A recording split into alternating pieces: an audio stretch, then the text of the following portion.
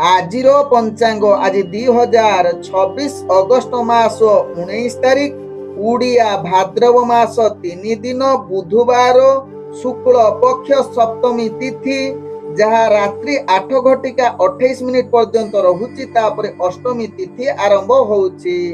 आज स्वाति नक्षत्र जहाँ दिबा 8 घटिका 56 मिनिट पर्यंत रहुची तापरे विशाखा नक्षत्र आरंभ होउची।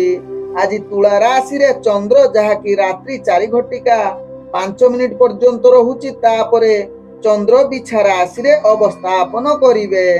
आज सूर्य उदय होउछंती जहाँ प्राप्त 5 घटिका 25 मिनिट रे सेही भली सूर्य अस्त होउछंती अपराह्न 6 घटिका 10 मिनिट रे।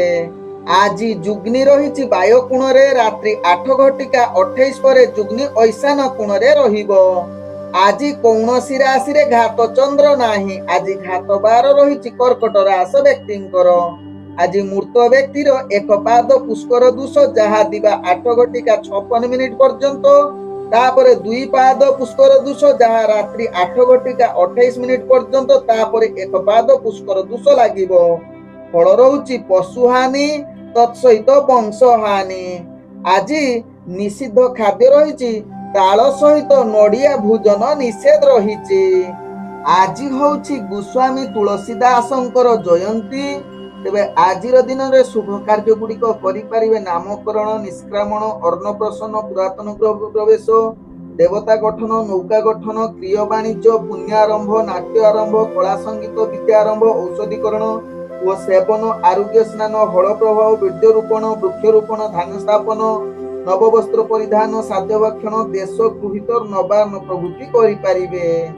आजिर अशुभ बेला जहाँ दिबा 8 घटिका 17 रु दिबा 9 घटिका 51 मध्य रही काल बेला। सेही भली दिबा 11 घटिका 25 रु दिबा 1 घटिका 22 मध्य रही 12 बेला सहित राहु काल। सेही भली रात्रि 2 घटिका 33 रु शेष रात्रि 4 घटिका 7 मध्य रही काल रात्रि। तेणु एही अशुभ समय कौनसी शुभ कार्य करंतु नाही।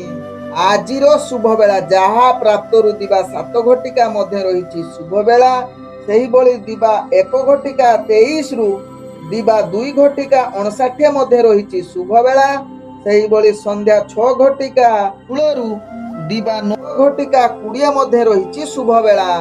सेही भली रात्रि 9 घटिका 22 रु रात्रि 10 घटिका 13 मध्य रही शुभ बेला। सेही भली रात्रि 1 घटिका 39 रु रात्रि 2 घटिका 32 मध्य रही शुभ बेला। तेणु एही समय जेकोसी शुभ कार्य करिपारिबे।